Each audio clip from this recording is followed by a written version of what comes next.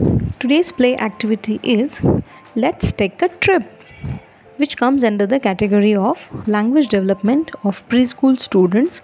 So, this play activity can be shared with a preschool teacher or parents who have the children of the age group 2 to 6 years old. The objective of this play activity is to learn to mime a familiar activity like a ride on a bus, to stimulate imagination, and to select correct vocabulary. For this, we need a medium group of students, and material required are a chair for each child, a cab for driver, and a bag for a conductor, a paper to make tickets, and cardboard to make coins. How we have to play this activity? Gather the children informally in a semicircle and discuss activity, a ride in a bus. Discuss the different role and what happened on a trip in a bus. After the discussion, say, today we are going to take a pretend bus ride.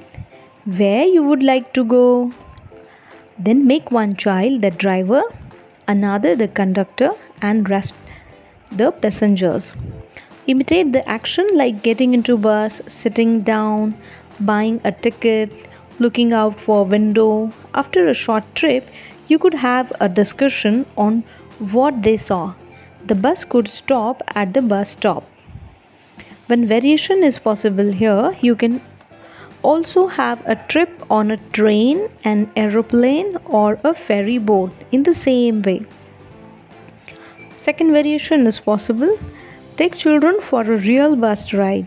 After they return to the class, act out the ride and discuss the safety rules of a bus ride.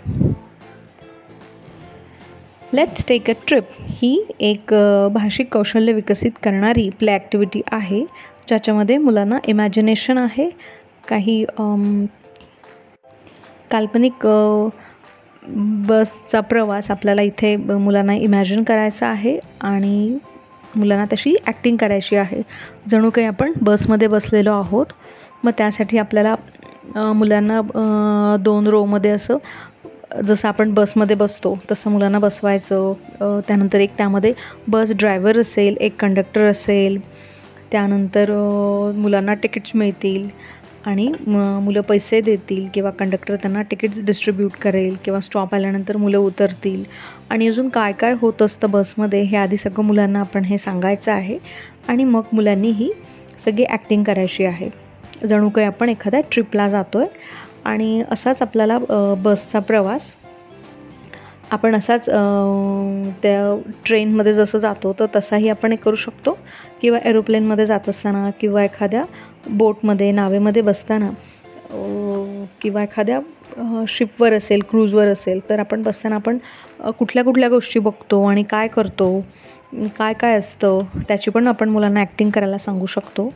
किंवा आपण एखाद्या खऱ्याखुऱ्या बसमध्ये मुलांना घेऊन जावं आणि बसचा तो प्रवास झाल्यानंतर मग मुलांना क्लासमध्ये आपण त्याच्याविषयी वर्णन करायला सांगू शकतो की काय झालं होतं, बसमध्ये आपण कसं बसलो आणि मग बसमध्ये प्रवास करताना कुठल्या गोष्टी सुरक्षेचे कुठले कुठले नियम असतात आणि कुठल्या गोष्टी आपण पाळायला हव्या ह्याही विषयी आपण मुलांसोबत बोलू शकतो.